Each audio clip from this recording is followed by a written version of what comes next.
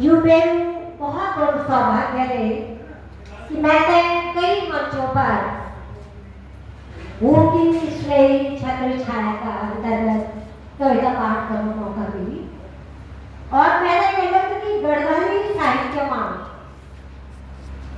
महाकवि कन्हैयालाल दंडियाल एक जन कवि છે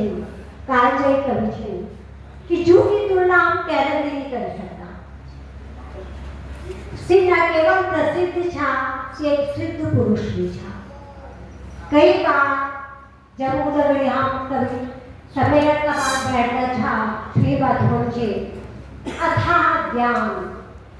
गढ़वाली कविता है उनका पहुंचाने का शिल्प कहने का भाव है।